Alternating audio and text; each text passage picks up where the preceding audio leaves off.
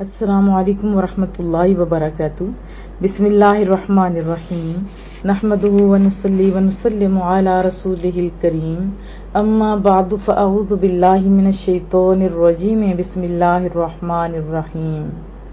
رب اشرح لی صدری ویسر لی امری واحلل عقدۃ من لسانی یفقہوا قولی، رب زدنی علما، رب یسر ولا تعسر وتمم بالخیر وبک نستعین، آمین یا رب العالمین۔ سورہ حامیم السجدہ آیت 33 سے ابتدا کی جائے گی انشاءاللہ تعالی۔ اعوذ باللہ من الشیطان الرجیم، بسم اللہ الرحمن الرحیم۔ ومن احسن قولا، احسن بہت اچھا، بہتر، اس شخص سے بہتر کلام کس کا ہے، مما دعا الی اللہ، جس نے اللہ تعالیٰ کی طرف دعوت دی، اللہ تعالیٰ کی طرف بلایا، وعمل صالحا، اور نیک عمل کیے، وقال، اور کہا، اننی من المسلمین، کہ میں تو اپنے رب کے فرمانبرداروں سے ہوں۔ اس سے پچھلی آیات ذرا ذہن میں رکھیے، کیونکہ محبوب کریم ہمیشہ ہر ایک کو دعوت حق دیتے تھے، لیکن کفار منہ موڑ لیتے تھے۔ جیسے کفار نے آپ سے کہا کہ ہمارے دل اس بات سے پردے میں ہیں، ظاہر پردے میں انہیں تو نظر ہی نہیں آتا، جس کی طرف تم ہمیں بلاتے ہو۔ سورہ حامیم سجدہ آیت 5 میں ہم نے پڑھا کہ ہم آپ کی بات قبول نہیں کرتے، ان کی بات یہ تھی، اور نہ ہی آپ کی دی ہوئی دلیل کی طرف متوجہ ہوں گے، کیونکہ پردہ جو ہے۔ پھر جہالت کا یوں مظاہرہ کیا سورہ حامیم سجدہ آیت 26 کے اندر، انہوں نے ایک پروپیگنڈا بنایا کہ قرآن کو سنو ہی نہیں، الٹا کیا کرو، فضول شور و غل کرو، اونچا اونچا بولو، نہ خود سنو اور نہ کسی اور کو سننے دو۔ تو یہاں اللہ تعالیٰ اپنے محبوب کو تسلی دے رہے ہیں کہ کافروں نے بہت دل آزاری کی محبوبہ آپ کی، لیکن ان کی جاہلانہ باتوں اور حرکات کی طرف آپ توجہ نہیں دیں، یعنی پرواہ نہ کریں، آپ مسلسل دین کا کام بڑی آسان طریقے سے کرتے رہیں۔ اور دین حق کی دعوت دینا سب سے بڑی عبادت اور سب سے اہم اطاعت ہے۔ اس سے زیادہ کس کی بات اچھی نہیں جو اللہ تعالیٰ کی توحید اور عبادت کی طرف بلائے، نیک کام کرے اور کہے کہ میں مسلمان ہوں، کہ میں مسلمان ہوں۔ ٹھیک ہے، یہ بہت بڑی بات ہے۔ اس سے مراد رسول اللہ صلی اللہ علیہ وسلم اسپیشلی پہلے مخاطب ہیں، اور جو بھی دین کا کام اس ٹائم سے لے کے ابھی تک اور قیامت تک کرتا رہے گا، یہ آیت ان کے لیے ہے۔ جیسے مؤذن ہیں، وہ لوگوں کو بلا رہے ہوتے ہیں، آؤ دین کی طرف ہو، اسی طرح علماء کرام بلا رہے ہوتے ہیں۔ انبیاء کرام کی تو شان بڑی افضل ہے نا، معجزات حجتوں دلیلوں سے بلاتے تھے، اور مجاہد اسی طرح تلوار بھی یوز کرتے تھے، اور علماء کرام آج کے دور میں فتنوں کے دور میں جو کام کر رہے ہیں، بہت بڑا کام کر رہے ہیں۔ تو دیکھیں، ایمان لانا، اس پر ثابت قدم رہنا بہت بڑی بات ہے، لیکن اس سے اونچا کیا مقام ہے جو ہر بندے پر لازم ہے، وہ یہ کہ لوگوں کو بھی اللہ تعالیٰ کی وحدانیت کی طرف بلائے، ایمان لانے کی دعوت دے، اس کے سچے رسول کی فرمانبرداری، اس کی نازل کی ہوئی کتاب کے احکام کو بجا لانے کی ترغیب دے۔ صرف اس بات پر مطمئن نہ ہو جائے کہ اس نے اسلام کے شمع شیریں سے اپنی پیاس کو بجھا لیا، کہ ان تشنہ لبوں کا درد بھی اس کو بے قرار کر دے جو رہ گزار حیات بے قطرہ آپ کے لیے ترس رہے، اور دل میں جذبہ بھی شدید ہو کہ اس نے، جیسے ہم نے یا تمام مومنوں کی بات ہو رہی ہے، کہ تاریخ زندگی میں ایمان کی شمع روشن کر لی ہے، گمراہی کی ظلمتوں میں ٹھوکریں کھانے والا کوئی شخص بھی اس نور یقین سے محروم نہ رہے، یہ جذبہ ہونا چاہیے۔ خود سوچئے اس کا مقام اعلیٰ ہے یا نہیں، اس کو مقام رفیع کیوں نہ کہا جائے، کیونکہ اس سے زیادہ خیر خواہی اور بھلائی کا جذبہ کوئی ہے؟ اور سب سے زیادہ یہ جذبہ کن میں تھا؟ رسول اللہ صلی اللہ علیہ وسلم کے اندر۔ حضرت حسن بصری جب یہ آیات پڑھا کرتے تھے نا، تو پھر وہ بڑے یعنی خوبصورت انداز میں فرمایا کرتے تھے، اس اونچی شان کے مالک رسول اللہ ہیں، حبیب اللہ ہیں، ولی اللہ ہیں، یہ اللہ تعالیٰ کے پسندیدہ ہیں، یہ تمام اہل زمین سے اللہ تعالیٰ کو زیادہ محبوب ہے۔ اتنا وجد طاری ہو جاتا کہ ان کی حالت وہ باعمل لوگ تھے، وہ باعمل لوگ تھے۔ اور یہ بھی یاد رکھیں کہ دوسروں کو دعوت دے، خود غافل رہیں، یہ چیز بھی درست نہیں ہے، یہ چیز بھی درست نہیں ہے۔ خود بھی عمل کرے جو بھی احکامات پڑھے عمل کرے، اور جو باعمل ہوتا ہے اس کی زبان میں اللہ تاثیر بھی دے دیتے ہیں۔ یاد رکھیں قرآن کریم میں ہے سورہ صف کے اندر، یا ایھا الذین آمنوا لم تقولون ما لا تفعلون، اے ایمان والو وہ بات کیوں کہتے ہو جو کرتے نہیں، کیوں کہتے ہو جو کرتے نہیں۔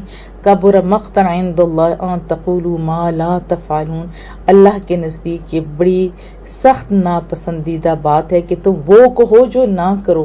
اور پھر فرمایا اتأمرون الناس بالبر، کیا تم لوگوں کو بھلائی کا حکم دیتے ہو، یہ بہت اچھا کام کرو، لیکن کیا تم لوگوں کو تو بھلائی کا حکم دیتے ہو، وتنسون انفسکم، اور اپنے آپ کو بھولتے ہو، تم تتلون الکتاب، حالانکہ تم کتاب قرآن کریم پڑھتے ہو، افلا تعقلون، تو کیا تمہیں عقل نہیں؟ تو بے عمل مبلغ قیامت کے دن جہنم کے عذاب میں بھی مبتلا ہوگا۔ حضرت ولید بن عقبہ سے روایت ہے، محبوب کا فرمان، جنت والوں میں سے کچھ لوگ جہنم والوں سے کچھ لوگوں کی طرف ہوتا ہے نا جائیں گے تو ان سے کہیں گے اللہ تعالیٰ کی قسم ہم تو اسی وجہ سے جنت میں داخل ہو گئے جو تم ہمیں سکھاتے تھے، لیکن تم کس وجہ سے جہنم میں داخل ہوئے؟ وہ کہیں گے ہم جو تمہیں کہتے تھے وہ خود نہیں کرتے تھے۔ بحوالہ معجم الکبیر۔ اور حضرت اسامہ بن زید سے روایت ہے، رسول اللہ کا فرمان، قیامت کے دن ایک شخص کو لا کر دوزخ میں جھونک دیا جائے گا، انتھڑیاں اس کے پیٹ سے نکل کر بکھر جائیں گی اور وہ ان کے ساتھ اس طرح چکر کاٹ رہا ہوگا جس طرح گدھا چکی کے گرد چکر کاٹتا ہے۔ جہنمی اس کے گرد اکٹھے ہوں گے اور کہیں گے اے فلاں شخص کیا بات ہے، کیا تم ہمیں نیکی کا حکم نہیں دیتے، برائی سے نہیں روکتے تھے؟ وہ کہے گا کیوں نہیں، میں تو تمہیں نیکی کا حکم دیتا تھا لیکن خود عمل نہیں کرتا تھا، اور میں تمہیں تو برے کاموں سے روکتا تھا لیکن خود برے کام کرتا تھا، اسی وجہ سے مجھے جہنم میں ڈال دیا گیا۔ بحوالہ بخاری شریف۔ حضرت انس بن مالک سے روایت ہے رضی اللہ تعالی عنہ، رسول اللہ کا فرمان صلی اللہ علیہ وآلہ وسلم فرمایا کہ میں معراج کی رات ایسے لوگوں کے پاس سے گزرا جن کے ہونٹ آگ سے بنی ہوئی کینچیوں کے ساتھ کاٹے جا رہے تھے۔ میں نے کہا جبریل امین بتائیے یہ کون لوگ ہیں؟ انہوں نے عرض کی یہ آپ کی امت میں سے وہ لوگ ہیں جو خطیب ہیں، یعنی عالم ہیں، واعظ ہیں اور شاعر ہیں، یہ لوگوں کو نیک کام کرنے کا حکم دیتے لیکن اپنے آپ کو بھول جاتے تھے، حالانکہ یہ قرآن کریم کی تلاوت کرتے تھے، تو کیا انہیں عقل نہیں تھی؟ قرآن کریم تو واضح کہہ رہا ہے نا عمل کرو، کیا چاہیے دین کی دعوت دینے والوں؟ یہ کہ لوگوں کو نیک کام کرنے کا حکم بھی دے، برے کاموں سے روکے لیکن خود بھی نیک کام کرے، برے کاموں سے بچے تاکہ اللہ کی ناراضگی سے بچ، اور بعمل اس کے زبان میں اللہ تاثیر بھی دیتا ہے۔ جو مبلغ ہوتے ہیں نا بعمل، ان کے لفظ بتاتے ہیں، کیونکہ جو مبلغ خود بعمل ہے اس کے حال سے بھی پتہ چل جاتا ہے کہ اس کا کلام اس کے اپنی ذات پر اثر انداز ہو رہا ہے، اور جو مبلغ خود بھی عمل ہے تو اس کا ویسے دیکھنے سے پتہ چل جاتا ہے۔ پھر زبان میں تاثیر بھی نہیں ہوتی، تو جب اس کا کلام اس کے اپنے اوپر نہیں اثر کرے تو دوسروں پر کیسے اثر کرے گا؟ حضرت علامہ احمد صابی فرماتے ہیں جو شخص اپنے رب کے حکم کو پورا کرے اسے اور اس کی منع کردہ چیزوں سے اجتناب کرے، نیک اعمال کے ساتھ متصف ہو کر لوگوں کو اللہ کی طرف بلائے تو اس کی بات مانی جائے گی، اس کا کلام دلوں میں اثر بھی کرے گا، اور جس کا حال اس کے اپوزٹ ہو نہ اس کی بات مانی جائے گی، نہ اس کی زبان میں تاثیر ہوگی، نہ کوئی اس کی بات مانے گا۔ جس کا کلام اس کے اپنی ذات پر اثر انداز نہیں ہو رہا تو اس کے علاوہ کسی اور پر بدرجہ بولا اثر نہیں کرے گا۔ تو کیا ہم نے سیکھا؟ مبلغ کو باعمل ہونا چاہیے تو پھر زبان میں تاثیر ہوگی، اور پھر کہنا کہ میں مسلمان ہوں۔ اس دور میں دیکھیں جو مسلمان خود کو کہتا تھا رسول اللہ کے دور اقدس میں، زبان سے کہنا کوئی آسان نہیں تھا، وہ ایک دعوت تھی لوگوں کو۔ کیا تھی؟ کہ وہ مسلمان ہونے کا اعلان کر رہا ہے، رسول اللہ کے دین کو مان رہا ہے، محبوب کا سچا چاہنے والا بن گیا ہے، تو یہ دعوت ہوتی تھی کہ آؤ اب مجھ پر پتھر بھی برساؤ، کیونکہ اس ٹائم پتھر برستے تھے، پھر مشکی سے کس کر تپتی ہوئی ریت پر انہیں استغفر اللہ تعالیٰ لٹا دیتے تھے، بھاری بھرکم پتھر جو ہوتے تھے وہ سینوں پر رکھ دیے جاتے تھے انگارے سے، وہ ہوتے دہکاتے تھے، پھر ان کے اوپر ان کو ڈال دیا جاتا تھا، اور پھر خود دیکھیں ایک انگارہ اور کہاں بہت سارے انگاروں پہ لٹانا، ان کو کوئی پوچھنے والا بھی نہیں تھا۔ اس ماحول میں کہنا کہ میں مسلمان ہوں، رب العالمین کا بندہ، رحمت للعالمین کا غلام ہونے کا اعلان کرتا ہوں، تو ایسا اعلان کرنا ہر بندے کی بس کی بات نہیں تھی۔ اور سچ بتاؤں انہوں نے تو پھر بھی بتا دیا کہ ہم ثابت قدم ہیں۔ آج بھی یہ اعلان کرنا کوئی آسان کام نہیں، بڑے دل گردے کا کام ہے۔ یہ عشق نہیں آسان، اتنا ہی سمجھ لیجئے، ایک آگ کا دریا ہے اور ڈوب کر جانا ہے، لیکن مشکل بھی نہیں ہے۔ وہ تپتی ہوئی ریتوں کے اوپر لا الہ کہتے تھے، اور ہم تو اے سی کے اندر بھی لا الہ نہیں کہتے، وہ تپتی ہوئی ریتوں کے اوپر نمازیں پڑھتے تھے۔ حضرت امام حسین کا بھی دیکھیے، تپتی ہوئی ریتوں پر ساری اولاد کو شہید کروا کے سجدہ پھر بھی نہ چھوڑا، اور ہم ٹھنڈے پانی سے وضو کر کے اے سی کے نیچے بے خوف و خطر پھر بھی سکون سے نماز نہیں پڑھتے۔ تو آج بھی کہنا مسلمان ہوں اور پھر قول و فعل سے بتانا، یہ بہت بڑی بات ہے۔ وَلَا تَسْتَوِي الْحَسَنَةُ، تستوی برابر، لا تستوی برابر نہیں، حسنہ نیکی، وَالسَّیِّئَةُ اور برائی، اور نیکی اور برائی یکساں نہیں ہو سکتی۔ ادفع دور کرو، تدارک کرو، جواب دو، باللتی ہی احسن برائی کا تدارک اس نیکی سے کرو جو بہتر ہے۔ فَإِذَا الَّذِي بَيْنَكَ وَبَيْنَهُ عَدَاوَةٌ، جب ایسا کرو گے تو پھر کیا ہوگا؟ جس میں اور تم میں دشمنی تھی، اس وقت یہ ریزلٹ ہوگا۔ ایسا کرنے سے تم دیکھو گے کہ جس میں اور تم میں دشمنی تھی، کأنہ ولی حمیم، گویا تمہارا جانی دوست ہے۔ حمیم کہتے ہیں گرم جوش، قرابت والا، بہت پیارا، یعنی اتنی گہری دوستی ہو جائے گی۔ پہلی بات کیا ہے کہ نیکی ہر حال میں نیکی ہے، خواہ وہ معاشرے کی رسم و رواج کے مطابق ہو یا نہ ہو، برائی بہر طور پر برائی ہے، چاہے وہ رسم و رواج کے مطابق ہو۔ پھر صحیح عقیدے والا اور برے عقیدے والا دونوں بھی یکساں نہیں ہو سکتی۔ برائی کا بدلہ دو بھلائی سے، یعنی کوئی بندہ غصے سے بات کرتا ہے تو آپ صبر سے اس کو اچھی طریقے سے جواب دو۔ لوگوں کی جہالت کو حلم سے، بدسلوکی کا عفو درگزر سے، اگر تیرے ساتھ کوئی برائی کرے تو اسے معاف بھی کر دو۔ رزلٹ کیا ہوگا؟ وہ تو اسے محبت کرنے لگ آئے گا۔ یہ آیت حضرت ابو سفیان کے بارے میں کہتے ہیں نازل ہوئی کہ شدید عداوت تھی، آپ جانتے ہیں رسول اللہ صلی اللہ علیہ وسلم نے ان کے ساتھ نیک سلوک کیا، اتنی بڑی نیکی، ان کی بیٹی کو اپنی زوجیت کا شرف عطا کیا۔ ریزلٹ کیا ہوا کہ حضرت ابو سفیان ہو گئے سچے محبت کرنے والے، آپ کے جان نثار صحابی بن گئے۔ یہ محبوب کا طریقہ تھا۔ حضرت عبداللہ بن عبید فرماتے ہیں جب غزوہ احد میں رسول اللہ صلی اللہ علیہ وسلم کے سامنے والے دانتوں پر ضرب پڑی تھی، اب کہا جاتا ہے شہید ہو گئے، ایسے دانت شہید ہوتے تو ظاہر حسن مان پڑ جاتا ہے، شہید نہیں ہوئے تھے دانت، تھوڑا سا قطرہ بس جو سائیڈ والا ہوا تو اور حسن میں اضافہ ہوا گیا، اللہ بچانے والا ہے۔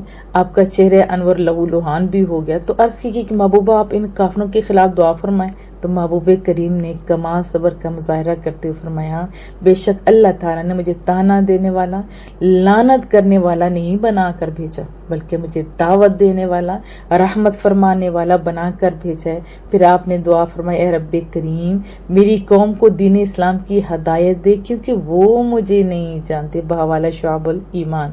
حضرت علامہ قاضی ایاز فرماتے ہیں ذرا غور تو کرو اس حدیث طیبہ، اس قدر فضیلت، اتنے درجات، احسان، حسن خلق بھی انتہا، صبر، علم جیسے اوصاف جمائیں، کیونکہ محبوب کریم نے صرف ان سے خاموشی اختیار کرنے پر اکتفا نہیں کیا بلکہ زخم دینے والوں کو معاف کرنے کے ساتھ دعا بھی کی مولا ان کو ہدایت دے۔ ذرا اپنا ہم لوگ محاسبہ نہ کر لیں، کرنا چاہیے ہر دم بھلائی۔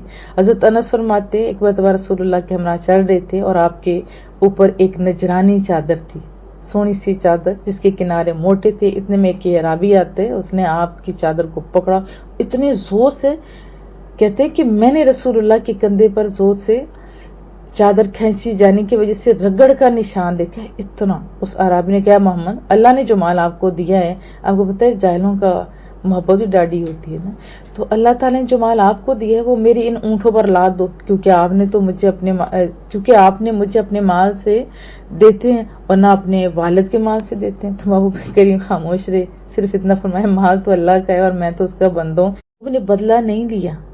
ظاہر چادر کھینچنا اور پھر نشان کا پڑ جانا اور پھر اس انداز میں کہنا کہ مجھے مال دو جیسے خود دیا ہوا ہے. تو محبوب نے اس سے پوچھا اے عرابی کیا تم سے اس کا بدلہ لیا جائے جو تم نے میرے ساتھ سلوک کیا؟ اس نے عرض کیا نہیں. ارشاد فرمایا کیوں نہیں؟ عرابی نے عرض کی کیونکہ آپ کی یہ عادت کریمہ ہی نہیں کہ آپ برائی کا بدلہ برائی سے لیں. اس کی یہ بات سن کر رسول اللہ صلی اللہ علیہ وسلم مسکرا دی. فرمایا اس کے ایک اونٹ کو جو سے اور دوسرے کو کھجور سے بھر دو. یہ بخاری شریف کے اندر موجود ہے. تو کیا پتہ چلا کہ دین اسلام میں مسلمانوں کو اخلاقیات کی انتہائی اعلیٰ، جامع اور شاہکار تعلیم دی گئی ہے کہ برائی کا بدلہ بھلائی سے، نفرت کو محبت سے، جہالت اور بے وقوفی کا برتوب حلم پر دوباہری کا اس طرح مظاہرہ کرو. بد سلوکی ہونے پر عفو درگزر سے کام لو. اس سے پھر کیا ہوگا؟ محبتیں ہوں گی انشاءاللہ تعالی. حضرت عقبہ بن عامر فرماتے میں نے رسول اللہ سے ملاقات کی، آج کی کہ مجھے افضل اعمال کے بارے میں بتائیے. فرمایا جو تجھے محروم کرے تم اس سے عطا کرو، جو تم سے رشتہ داری توڑے تم اس کے ساتھ رشتہ داری چھوڑو، اور جو تم پر ظلم کرے تم اسے معاف کر دو. حوالہ معجم الکبیر. حضرت ابو ہریرہ رضی اللہ تعالیٰ عنہ سے مروی ہے رسول اللہ صلی اللہ علیہ وسلم کا فرمان صدقہ مال میں کوئی کمی نہیں کرتا اور معاف کرنے سے اللہ تعالیٰ بندے کی عزت ہی بڑھائے گا، اور جو اللہ تعالیٰ کے لیے عاجزی کرے تو اللہ تعالیٰ اسے بلندی عطا فرمائے گا. یعنی صدقے سے مال کم نہیں ہوتا، لگتا تو ہے نا آسے جا رہا ہے لیکن کم نہیں ہوتا، بڑھتا ہے. اور معاف کر دینے سے اللہ عزتوں میں اضافہ کرتا ہے. تو یہ تو شان ہے محبوب کریم کی، یہ شان ہے محبوب کی. پتھر پڑے، پتھر کھا کے، مار کھا کے نیکی، لیکن ان پر پھول برسانا یہ تمہارا شیوا ہونا چاہیے. لوگ تمہیں دیں گالیاں، تم پر جھوٹے الزامات لگائیں، پروپوگنڈے کریں، آپ چپ رہو، یہ بڑی اچھی بات ہے. لیکن اس سے بڑھ کے اور کیا بات ہوگی کہ اٹھ کے ہاتھ اٹھا کے کہ مولا کریمہ یہ مجھے تو نہیں سمجھتے، تو ان کو ہدایت دے. تو اس خوبصورت رویے کا رزلٹ یہاں بتایا گیا ہے کہ پھر دشمنیاں دوستی میں تبدیل ہوں گی. رسول اللہ کے دیکھیں نا کتنے جانی دشمن تھے، شہر سے نکال دیا گیا، وہی لوگ قربان ہونے والے، حضرت خالد بن ولید، اکرمہ بن ابی جہل، حضرت عمر بن العاص وغیرہ. آپ ذرا ان کی زندگیاں پڑھ کے تو دیکھیں یہ زندگیاں کیسی تھی، پھر کیسے قربانیاں دی انہوں نے، جانی دشمن پھر پکے دوست بن گئے. وما یلقاها، اور نہیں توفیق دی جاتی ان کی، یعنی برائی کا بدلہ بھلائی، دشمنوں کے ساتھ بھی اچھا سلوک، یعنی ان خصائص سے حمیدہ کی توفیق نہیں دی جاتی ان کو، الا الذین صبروا، مگر ان کو توفیق دی جاتی ہیں جو صبر کرنے والے ہوتے ہیں. یعنی ان باتوں کو صرف وہی جو برداشت کرنے والے ہیں ان کو توفیق دی جاتی ہے. وما یلقاها، اور نہیں توفیق دی جاتی ان کی، الا ذو حظ عظیم. حظ کہتے ہیں حصے کو بھی، اور حظ کہتے ہیں خوش نصیب کو بھی، اور عظیم کا لفظ ہو تو بہت بڑا خوش نصیب. اور ان کی توفیق صرف بہت زیادہ خوش نصیب لوگوں کو ہی میسر ہوتی ہے. اس سے کیا پتہ چلا کہ اچھے اخلاق اللہ کی بہت بڑی نعمت ہے، ہر ایک کو اس کی قدر کرنی چاہیے. چلو رسول اللہ کے در پہ چلتے ہیں. حضرت ابو ہریرہ رضی اللہ تعالیٰ عنہ سے مروی رسول اللہ کا فرمان، مومنوں میں زیادہ کامل ایمان والا وہ ہے جو اخلاق کے اعتبار سے ان میں سب سے اچھا. بحوالہ ابو داود. حضرت اسامہ بن شریک رضی اللہ تعالیٰ عنہ فرماتے ہیں رسول اللہ صلی اللہ علیہ وسلم منا کی مسجد میں تھے تو ان کے پاس کچھ دیہاتی لوگ آئے. انہوں نے عرض کی کہ انسان کو عطا کی جانے والی بہترین چیز کون سی ہے؟ فرمایا اچھا خلق. حضرت ابو ہریرہ رضی اللہ تعالیٰ عنہ سے روایت ہے رسول اللہ صلی اللہ علیہ وسلم کا فرمان، اچھا خلق، اچھا اخلاق خطا کو اس طرح مٹا دیتا ہے جیسے سورج جمے ہوئے پانی کو پگھلا کر اس کا جمنا ختم کر دیتا ہے۔ بحوالہ شعب الایمان حضرت انس رضی اللہ تعالیٰ عنہ سے روایت ہے، رسول اللہ صلی اللہ علیہ وسلم نے فرمایا، اللہ تعالیٰ نے جس شخص کی صورت اور اخلاق کو اچھا بنایا اور اس سے اسلام قبول کرنے کی توفیق دی، اس سے وہ جنت میں داخل فرما دے گا۔ یہ ہے سونے رب کا فرمان۔ اب دیکھیں اچھے اخلاق پچھلی آیت میں ہم پڑھ کے آ چکے کہ کیسے ہونے چاہیے، تھوڑی سی جھلک رسول اللہ کے تربیت یافتہ لوگوں کی بھی نہ دیکھ لی جائے۔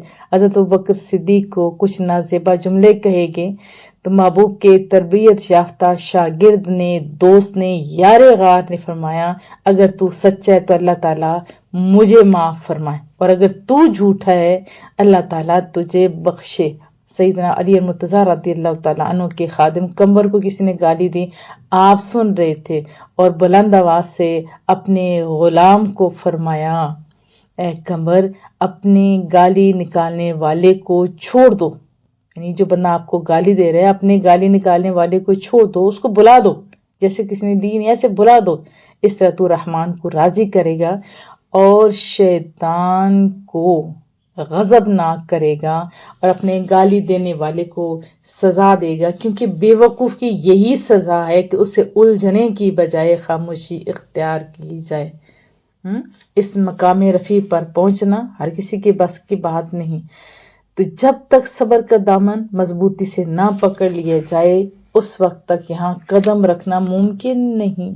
بندہ خوش نصیب ہے جس کو یہ مقام حاصل ہوتا ہے۔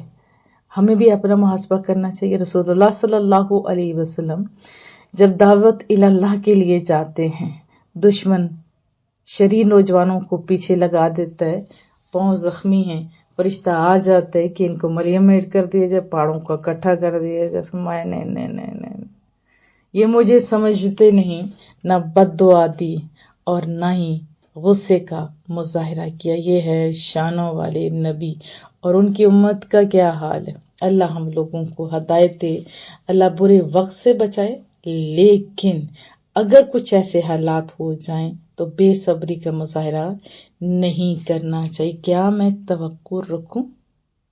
انشاءاللہ تعالی۔ اور پھر اگلی آیت میں سمجھایا وَإِمَّا يَنزَغَنَّكَ، اور اگر اے سننے والے تیرے دل میں پیدا ہو جائے، ینزغن اور کا تجھ کو وسوسہ آئے، کوئی بھی وسوسہ جو فتنے میں ڈال دے، ینزغن نزعن سے ہے نا، من الشیطان شیطان کی طرف سے، اے سننے والے اگر شیطان کی طرف سے تیرے دل میں کوئی وسوسہ پیدا ہو، نزعن فاستعذ باللہ، تو اس کے شر سے اللہ کی پناہ مانگ، انہ هو السمیع العلیم، بے شک یقیناً وہ سب کچھ سننے والا، سب کچھ جاننے والا ہے۔ غصہ شیطان کی طرف سے ہوتا ہے، اور ہمیں یہ حکم کیا ہے فاستعذ باللہ۔ یاد رکھیں کہ رسول اللہ کی جو تعلیمات ہیں بڑی مٹھی سی ہیں۔ اعوذ باللہ پڑھنا یہ کوئی خالی ایسا نہیں ہوتا، ہر ٹائم پڑھتے رہنا چاہیے۔ میں تو یہ کہتی ہوں ابھی ہر ٹائم ہمارے ماتھے پہ سوار ہوتا ہے نا غصہ، تو دور کرنے کا یہ بڑا خوبصورت آسان بھی ہے اور ہر ایک کو آتا بھی ہے، تو غصہ ختم ہو جاتا ہے۔ سلیمان بن سعد رضی اللہ تعالیٰ عنہ فرماتے ہیں رسول اللہ صلی اللہ علیہ وسلم کے قریب دو شخصوں نے ایک دوسرے کو برا بھلا کہا، تو ان میں سے ایک کو شدید غصہ آ گیا، تو اس پر رسول اللہ صلی اللہ علیہ وسلم نے فرمایا، بے شک میں ایسا کلمہ جانتا ہوں اگر وہ اس سے پڑھ لیتا تو ضرور اس کا غصہ چلا جاتا۔ وہ کلمہ یہ اعوذ باللہ من الشیطان الرجیم۔ اس شخص نے عرض کی کیا آپ مجھے مجنون گمان کرتے ہیں؟ اس پر آپ نے یہ آیت تلاوت فرمائی وَإِمَّا يَنزَغَنَّكَ مِنَ الشَّيْطَانِ نَزْغٌ فَاسْتَعِذْ بِاللَّهِ إِنَّهُ هُوَ السَّمِيعُ الْعَلِيمُ۔ تو غصے پر قابو پانے کے فائدے بھی بڑے ہوتے ہیں، کیونکہ بعد میں خالی پچھتاوا ہوتا ہے۔ پیچھے ہم آیات میں کیا پڑھ کے آ چکے ہیں، غصے سے حسد سے اس نے بھائی کا قتل کر دیا، وہی پچھتا رہا ہوتا ہے۔ حابیل اور قابیل کا واقعہ ہم نے پڑھا تھا۔ اب دیکھیں حضرت ابو ہریرہ رضی اللہ تعالیٰ عنہ سے مروی رسول اللہ صلی اللہ علیہ وسلم کا فرمان، وہ شخص زور آور نہیں ہے جو لوگوں کو پچھاڑ دے، زور آور وہ شخص ہے جو غصے کے وقت اپنے اوپر قابو پا لیتا ہے، یعنی اپنے آپ کو قابو میں رکھے۔ بخاری شریف میں حدیث طیبہ موجود ہے، حضرت معاذ بن جبل رضی اللہ تعالیٰ عنہ سے روایت ہے، رسول اللہ صلی اللہ علیہ وسلم نے فرمایا، جو شخص اپنے غصے کے تقاضے کو پورا کرنے پر قادر ہو، اس کے باوجود وہ اپنے غصے کو ضبط کر لے، تو قیامت کے دن اللہ تعالیٰ اس کو تمام مخلوق کے سامنے بلا کر فرمائے گا، تم حور عین میں سے جس حور کو چاہو لے لو، بحوالہ ابو داؤد۔ غصہ کرنے والا صبر، عاجزی اور انکساری جیسے عظیم اوصاف سے محروم ہو جاتا ہے۔ یہ 6 نقصانوں میں سے پہلا نقصان۔ دوسرا، عمومی طور پر غصہ اس شخص کو آتا ہے جس میں تکبر و فخر و غرور کا مادہ پایا جاتا ہے۔ اور نمبر 3، غصے کی حالت میں انسان اللہ تعالیٰ کی حدود کی حفاظت نہیں کر پاتا، انہیں توڑ کر اللہ تعالیٰ کی نافرمانی میں مبتلا ہو جاتا ہے۔ نمبر 4، غصہ کرنے سے بندے کا بلڈ پریشر بڑھ جاتا ہے، بی پی بڑھ جاتا ہے، اور اگر بلڈ پریشر کا مریض غصہ کرے تو اسے فالج بھی ہو سکتا ہے، دماغ کی رگ بھی پھٹ سکتی ہے، اور یہ دونوں جان لیوا امراض میں سے۔ غصہ کرنے سے لڑائی جھگڑا ہوتا ہے اور بسا اوقات اس میں اتنا اضافہ ہو جاتا ہے جس سے رشتہ داریاں ختم ہو جاتی ہیں، بندہ مخلص دوستوں سے بھی محروم ہو جاتا ہے۔ غصے کی حالت میں بعض اوقات انسان ایسے کام کر جاتا ہے جو اس کے لیے مستقل پریشانی اور ڈپریشن کا سبب بن جاتے ہیں، جیسے غصے کی حالت میں بہت سارے سے میسیجز آتے ہیں کہ آج طلاق ہو گئی، واقعی میں ہم تو غصے میں تھے، پیار سے کون بھلا طلاق دیتے؟ تو غصے کی حالت میں بیوی کو طلاق دے دینا، کسی کو قتل کر دینا، اس کے علاوہ بھی بہت سارے نقصانات ہے اور پچھتاوا ہے، سکون چھن جاتا ہے۔ غصہ اپنے لیے بھی نقصان دہ ہوتا ہے، گھر والوں کے لیے بھی نقصان دہ ہوتا ہے، بیوی کے لیے، بچوں کے لیے، بہنوں کے لیے، بھائیوں کے لیے، ایون کہ غصے والا شخص اپنے والدین کا بھی نافرمان غصے میں ہو جاتا ہے، اور پھر پچھتاوا۔ کتنے نقصانات ہیں۔ اللہ ہم لوگوں کو صبر جمیل عطا فرمائے اور ہمیں ان لوگوں میں شامل فرمائے جن کو رب کریم پسند فرماتا ہے۔ ان آیات اللیل، اور اس کی قدرت کی نشانیوں میں سے رات بھی ہے، والنہار اور دن بھی، والشمس والقمر سورج اور چاند، یہ اس کی نشانیوں میں سے، ایسے نہیں کہ آ رہے ہیں اور جا رہے ہیں، نہیں، یہ بہت بڑی نشانی ہے، یہ ٹائم کی پابندی سے کرتے ہیں اور بتاتے ہیں یہ اپنے مدار سے ادھر ادھر نہیں ہوتے، یہ بتاتے ہیں آپ کو اپنی حدود سے کراس نہیں کرتے ہیں انسان، اے اشرف المخلوقات، تمہارے لیے بنایا یہ سب کچھ، دیکھ تو صحیح، لا تسجدوا للشمس، سورج کو سجدہ مت کرو، تم تو ایسے آمک نکلی سورج اور چاند کو پوج رہے ہو، لا تسجدوا للشمس ولا للقمر، مت سجدہ کرو سورج کو نہ چاند کو، کیا کرو، واسجدوا للہ، بلکہ جس نے ان کو بنایا ہے اس کو سجدہ کرو، بلکہ اللہ کو سجدہ کرو، الذی خلقہن، جس نے انہیں پیدا فرمایا، ان کو تم ایاہ تعبدون، اگر تم واقعی اس کے بندے، اس کے پرستار ہو۔ پھر بھی فَإِنِ اسْتَكْبَرُوا، اگر وہ تکبر کرتے رہے تو ان کی اپنی قسمت، فَالَّذِينَ عِندَ رَبِّكَ، بس وہ فرشتے جو آپ کے پاس ہے، جو آپ کے قریب ہیں، یسبحون لہ باللیل والنہار، وہ تسبیح کرتے رہتے ہیں صبح بھی شام بھی، وہم لا یسأمون، اور یہ نہیں کہ تھک جاتے، نہیں، لا یسأمون، وہ تھکتے نہیں ہیں، وہ لگاتار پڑھتے رہتے، تسبیح کرتے رہتے، وہ اکتاتے نہیں ہیں۔ آج ہمارا کیا حال ہے؟ ہم سارا دن موبائل کو دے سکتے ہیں، تھکتے نہیں ہیں، لیکن کبھی قرآن کریم پڑھے تھک جاتے ہیں۔ کیسی بدقسمتی ہے ہم لوگوں کی، اللہ ہم لوگوں کو ہدایت دے، اللہ ہم لوگوں کو ہدایت دے۔ ہمارے بچے ایسے گیموں میں اسی طرح ٹائم ضائع کر رہے ہیں، سبق کے لیے کہا جائے تو ایسا لگتا ہے پتہ نہیں ان کو کیا کہا جا رہا ہے، اور خالی موبائل کھولنے میں 15-20 منٹ کا تو پتہ ہی نہیں چلتا، اور جس چیز کو ہم تلاش کرتے ہیں وہ جو پیچھے ہم لوگوں کو دیکھے کنٹرول کرے، وہی والی چیزیں بار بار دکھاتے ہیں، اور بندہ کہتے ہیں یہ سن لو تو یہ سن لو تو ہو سکتا ہے اس میں، پھر ریلیٹڈ کرتے کرتے گھنٹوں بیت جاتے ہیں، ایسا ہی ہے نا۔ وَمِنْ آیَاتِهِ، اور اس کی قدرت کی نشانیوں میں سے ہے، أَنَّكَ تَرَى الْأَرْضَ تو زمین کو دیکھتا ہے، خاشعہ دبی ہوئی، خشک، بنجر کسی ٹائم زمین نظر آتی ہے نا، فَإِذَا أَنزَلْنَا عَلَيْهَا الْمَاءَ اهْتَزَّتْ وَرَبَتْ، پھر جب ہم اس پر بارش کا پانی اتارتے ہیں تو جھومنے لگتی، اہتزت، تر و تازہ ہو کر، جیسے جھومنے لگنا، لے لہانا، جیسے بل کھاتے، ایسے شادابی، ایسے تر و تازی، وہ دھلے ہوئے درختوں کے پتے، اور پھر نئی نئی شاخیں اور نئے نئے پھول، یعنی ایسے خوبصورت انداز، ہریالی ہو جاتی ہے۔ ربط ہوتا ہے بڑھنا، پھولنا، ابھرنا۔ تو جب بارش ہوتی ہے تو جھومنے لگتے، وہی خشک بنجر اب جھوم رہی ہے اور کھل اٹھتی ہے۔ ان الذی احیاها لمحیی الموتى، بے شک وہ قادر مطلق جس نے زندہ کیا زمین کو، وہی زندہ کرنے والا ہے۔ انہ علی کل شیء قدیر، بلا شبہ وہ ہر چیز پر پوری طرح قادر ہے۔ ان الذین یلحدون، بے شک جو اضافہ کرتے ہیں، یلحدون اضافہ کرنا، آیات کے اندر ورڈز کی چینجنگ کر دینا، کجروی کرنا، ٹیڑھا پن کا اظہار کرنا۔ ابھی تو آیات احادیث کریم کا، استغفر اللہ، حدیث قدسی اتنی بڑی بات ہے، اور ایک بندے کی آج ویڈیو میں نے سنی، میں ڈر گئی، یہ مسلمان ہوتے؟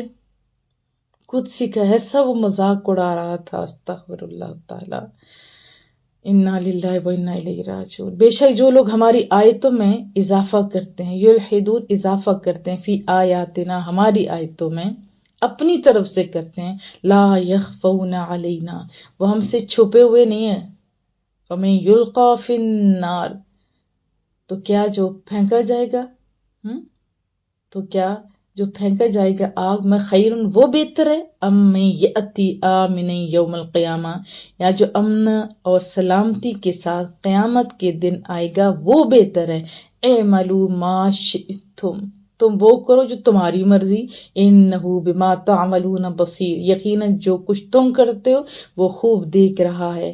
ان الذین کفروا، بے شک وہ لوگ جنہوں نے قرآن کو ماننے سے انکار کیا، کفروا انکار کیا، بالذکر قرآن کریم کو ماننے سے، لما جاءہم جب قرآن کریم ان کے پاس آیا تو وہ ہٹ درم لوگ ہیں۔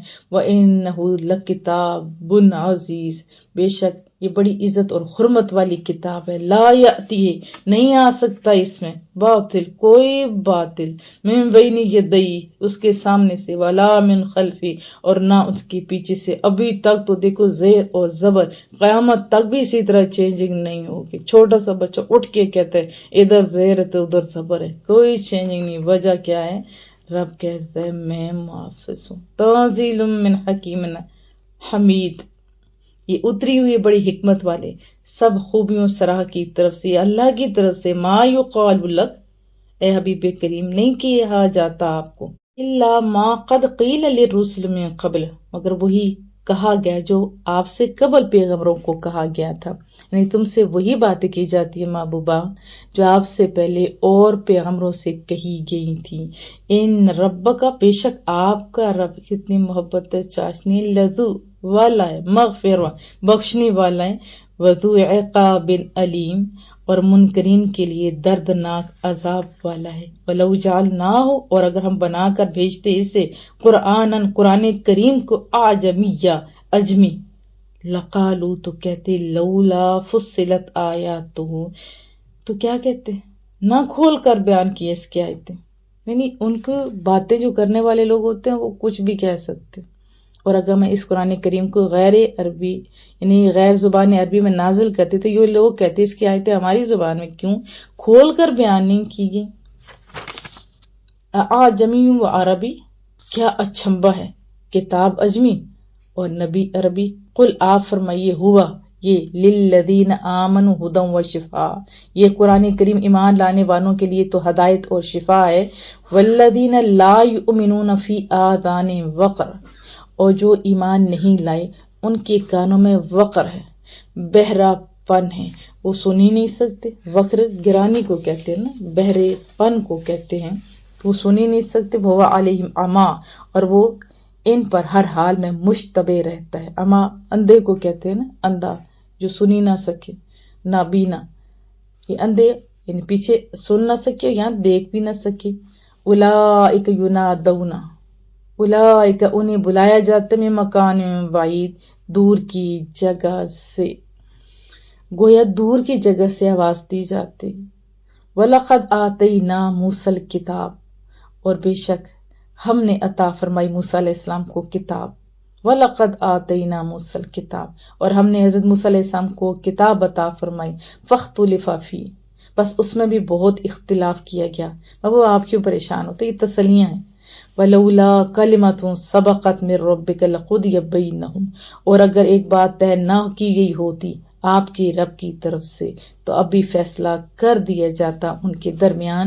وَإِنَّهُمْ لَفِي شَكٍّ مِّنْهُ مُرِيبٍ، بے شک وہ ایک شک میں مبتلا ہیں اس کے بارے میں جو مریب ہے، بے چین کر دینے والا ہے، جو چین کو چھین لیتے ہیں. من عمل صالحا، جو عمل نیک کرتا ہے، فلنفسہ، وہ اپنے لیے کرتا ہے. ومن اساء، جو برائی کرتا ہے، فعلیہا، تو اس کا وبال بھی اسی پر ہے. وما ربک، اور نہیں آپ کا رب، بظلام للعبید، اپنے بندوں پر ظلم کرنے والا. اور آپ کا رب تو اپنے بندوں پر ظلم کرنے والا نہیں. یہ واضح آیات ہیں اور اس میں بڑے اسباق ہمارے لیے.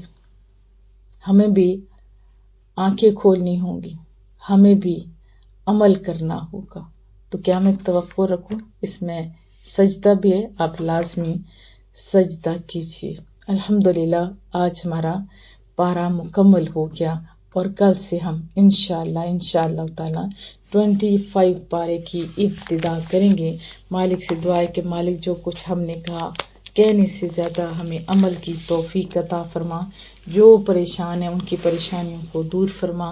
جو آس اور امید خوشیوں کی لگائے بیٹھے ہیں مالک ان پہ کرم فرما. تمام بے اولادوں کو اولاد صالح، اولاد نرینہ عطا فرما. ہمارے گھروں میں، ہمارے اداروں میں اتفاق، اتحاد، محبت، ہمدردی پیدا فرما. تمام سننے والوں، تمام مسلمانوں پہ خاص کرم فرما. سب کی دلی حاجات کو پورا فرما. وما علینا الا البلاغ المبین. وصلی اللہ تعالی علی محمد. سبحانک اللہم وبحمدک، نشہد ان لا الہ الا انت، نستغفرک ونتوب الیک.